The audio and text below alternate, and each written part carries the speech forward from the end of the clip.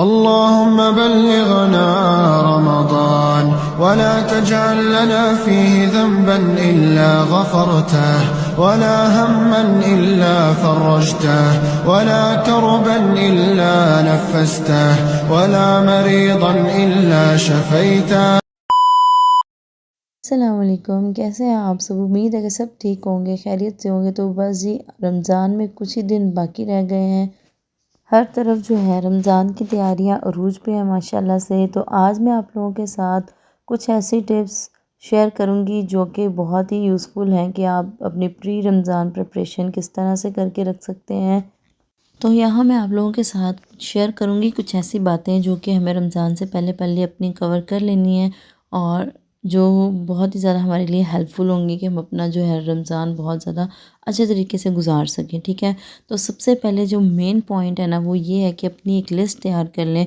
बेशक वो क्लीनिंग से रिलेटेड है, बेशक वो ग्रोसरी से, या कोई भी आपके अपने वर्किंग के अकॉर्डिंग जो है अपनी लिस्ट तैयार करें। अगर क्लीनिंग की लिस्ट आप तैयार कर रहे हैं कि आपने घर में अपने सारी डीप क्लीनिंग करनी है, वट एवर यू वांट, तो आपने ऐसे करना है कि एक ही दिन में अपने सारे काम जो है वो आपको भी पता है कि करना मुश्किल हो जाता है। तो इसलिए अपने काम अगर डिवाइड कर लिए जाएँ तो जो है वो आसानी हो जाती है आपको करने में। एक ही दफ़ा में बर्डन नहीं बनता, आप प्रेशराइज़ भी नहीं होते और आप अपना काम जो है वो ईज़िली कर लेते हैं। फॉर एग्ज़ाम्पल अगर आप कर रहे हैं कि हमने डीप क्लीनिंग करनी है अपने हाउस की, तो सबसे पहले किचन की कर लें एक दिन में अपने रूम की कर लें, एक दिन में ड्राइंग रूम की कर लें। इस तरह से करके डिवाइड कर लें। इस तरह से आप देखेंगे कि आपका काम बहुत ज़्यादा आसान हो गया है और आप जो है ना हैप्पीली उसको कर रहे हैं। अदरवाइज़ जो है ना आप बहुत ज़्यादा बर्डनाइज़ हो जाएंगे और फिर काम करने का दिल भी नहीं करेगा और आपका काम जो है वो पेंडिंग रह जाएगा। सेकंड मोस्ट इम्पॉर्टेंट थिंग है कि अपनी मील प्लानिंग कर लें कि आपने अपने इफ्तारी में क्या बनाना है, आपने अपनी सहरी में क्या बनाना है। इससे तो एक आपको बहुत ज़्यादा आसानी हो जाएगी रोज़ रोज़ के झंझट से कि आज क्या पकाएं, आज क्या बनाएं। ठीक है, दूसरी बात ये है कि अगर आप अपनी ये वाली सारी लिस्ट तैयार कर लेते हैं अपनी मील प्लानिंग की, इससे आपका बहुत ज़्यादा टाइम भी सेव होगा। सेकेंड बात ये है कि जब आप ग्रोसरी करने जाएंगे तो आपको पता होगा कि हमने ये वाली चीज़ें लेनी है, तो एक्स्ट्रा चीज़ें भी नहीं लगेंगी। तो ये एक आपका बजट फ्रेंडली प्लान भी हो जाएगा एक तरीके से। ठीक है, तो सबसे पहले ज़्यादा नहीं तो कम से कम आप अपना फर्स्ट ईयर 2 वीक्स के तो प्लान करके रखें ना। मील प्लान अपना करके रखें कि इफ्तार में ये बनेगा, सहरी में ये बनेगा। तो इस तरह से देखेंगे कि आपके लिए बहुत ज़्यादा आसानी हो जाएगी। तो यहाँ बस मैं भी अपनी लिस्ट वगैरह तैयार कर रही थी। यहाँ फाइनली जो है ना मैंने इनको नीट कर लिया। पहले जो है मैं रफ़ कर रही थी, उसके बाद जो है मैंने इनको नीट कर लिया और यहाँ मेरा भी तकरीबन 2 काम मेरे हो चुके हैं। थर्ड जो लिस्ट आपने तैयार करनी है वो आपने अपने ग्रॉसरी की करनी है, ज़ाहिर बात है।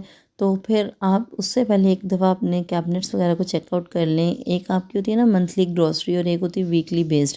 तो मंथली में आपका आटा, चावल, चीनी इस तरह की आ जाती है जो एक ही दफ़ा में लिया जाता है। तो आप एक दफ़ा चेक कर लें कि आपके कैबिनेट में कोई चीज़ें जो हैं वो लास्ट मंथ की पड़ी तो नहीं रह गई। तो फिर उसके अकॉर्डिंगली आप उनको पहले यूज़ करें, फिर अपनी जो है ना ग्रॉसरी की लिस्ट जो है वो तैयार करें कि आपको किन किन चीज़ों की ज़रूरत है। फिर जाके अपनी ग्रॉसरी करें। आप देखेंगे कि इससे भी आपको एक बहुत बड़ा बेनिफिट होगा, टाइम सेविंग का भी और मनी सेविंग का भी। The next most important thing is कि अपने घर की डीप क्लीनिंग लाजमी करनी चाहिए। ठीक है, तो सबसे पहले आप अपना डेज़ जो है वो डिसाइड कर लें कि एक दिन किचन की, एक दिन रूम की, जैसे मैंने आपको पहले भी बताया है। तो डीप क्लीनिंग करने से होगा कि आप रमज़ान में ना इजीली जो है अपने स्मूथली काम कर सकेंगी और ये झंझट भी नहीं होगी कि हमारी सफाइयाँ करने वाली हैं। और ईद भी जो है ना आपकी बड़ी अच्छे तरीके से गुजर जाएगी। और रमज़ान में वैसे भी रोज़े के साथ इतना होता नहीं है कि बंदा डीप क्लीनिंग घर की बैठ के करे। तो बेहतर यही है कि अपनी जो है डीप क्लीनिंग वगैरह सारी घर की पहले ही कर ली जाए और उसके बाद जो है अपने आपके डेली यूज़ के इफ्तार के सहर के अकॉर्डिंगली आप अपना बर्तन वगैरह सेट कर लें कि किस तरीके से आपने अरेंज करने हैं। ये भी आपके लिए बहुत ज़्यादा आसानी हो जाएगी। बार बार पीछे जाकर कैबिनेट्स में से आपको बर्तन निकालने की ज़रूरत नहीं पड़ेगी। जब आपने मील प्लानिंग की होगी ना तो आपको पता होगा कि इफ्तारी में हमारे पास ये वाले बर्तन रिक्वायर्ड है या सहरी में ये वाले यूज़ होते हैं। तो मोस्टली जो है वो इफ्तार के टेबल्स जो है वही ज़्यादा डेकोरेट किए जाते हैं। तो इफ्तारी के लिए ही ज़्यादा इस तरह के फैंसी टाइप बर्तनों की ज़रूरत पड़ती है। तो इसलिए आप अपना उसके अकॉर्डिंग सेटअप करें अपने कैबिनेट्स का, अपने बर्तनों का, अपने हर चीज़ का, ताकि आपके लिए आसानी हो। उसके बाद जो इम्पोर्टेंट काम है ना, अपने अपनी फ्रिज की डीप क्लीनिंग जो है वो पहले रमज़ान स्टार्ट होने से पहले ही कर लेनी है। अगर आप प्री रमज़ान प्रिपरेशन वगैरह कर रही हैं तो फिर तो आपको पता है कि ऑब्वियस सी बात है आपने करनी ही करनी है, क्योंकि आपको बहुत ज़्यादा स्पेस रिक्वायर्ड होगी उसके लिए। और उसके बाद जो है ना रमज़ान में माशाल्लाह से इतनी बरकतें होती हैं और इतना ही वो हमारी प्रिपरेशंस वगैरह हो रही होती हैं, अफ्तारियाँ सहरियाँ बन रही होती हैं कि जितनी स्पेस हो उतनी ही कम होती है, तो उस लिहाज से भी हमें ज़्यादा स्पेस रिक्वायर्ड होती है। तो बस जी यहाँ मेरी भी फ्रिज की डीप क्लीनिंग हो चुकी है और उसके बाद जो मलाई वगैरह स्टोर की हुई थी इसका बन जाएगा देसी घी, और इसका प्रोसेस या इसका तरीका भी मैं किसी फिर वीडियो में आपके साथ शेयर करूँगी किसी दिन।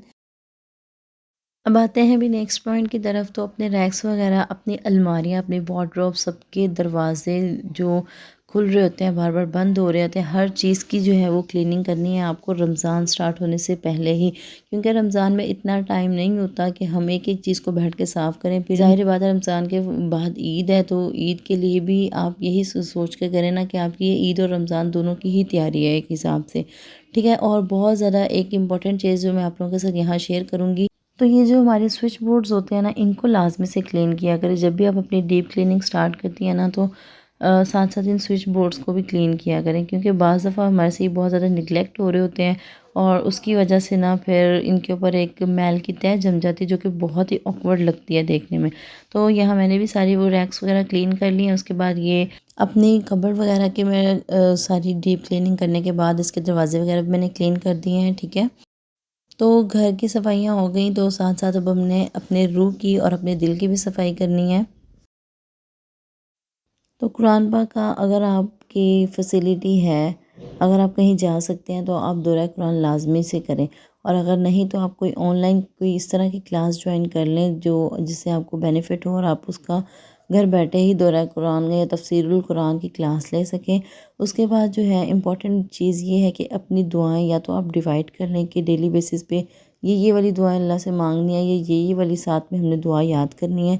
तो इसकी एक लिस्ट बना लें, या फिर अपनी किसी अलमारी या किसी रैक वाली साइड पे इस तरह से इसको अटैच करें दुआओं को कि आप चलते फिरते इनको रिवाइज़ करते रहें।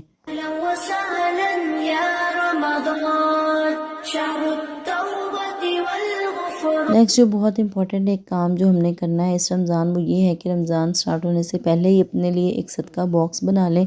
किसी भी टाइप का बॉक्स ले सकते हैं जिसमें आप डेली बेसिस पे अपनी गुंजाइश के मुताबिक जो है ना वो पैसे डालें और आप इसको रमज़ान में भी डोनेट कर दें। लाज़मी नहीं है कि आप बहुत बड़ी अमाउंट जो है वो रखें या सदका बॉक्स में डालें। आप 10-20 जितनी आपकी गुंजाइश है उतना ही इसमें ऐड करते जाएं, फिर at the end of Ramzan या ड्यूरिंग रमज़ान आप इसको डोनेट करें। आप देखेंगे कि इसका सवाब जो है वो 70 गुना ज़्यादा होकर हमें इंशाल्लाह मिलेगा। उम्मीद है कि वीडियो आपको पसंद आई होगी और कुछ ना कुछ हेल्पिंग पॉइंट आपके लिए यहाँ डिस्कस कर दिया होगा मैंने। और अगर वीडियो अच्छी लगे तो लाइक कर दीजिएगा, सब्सक्राइब भी कर दीजिएगा। मिलते हैं नेक्स्ट वीडियो में, तब तक के लिए अल्लाह हाफ़िज़।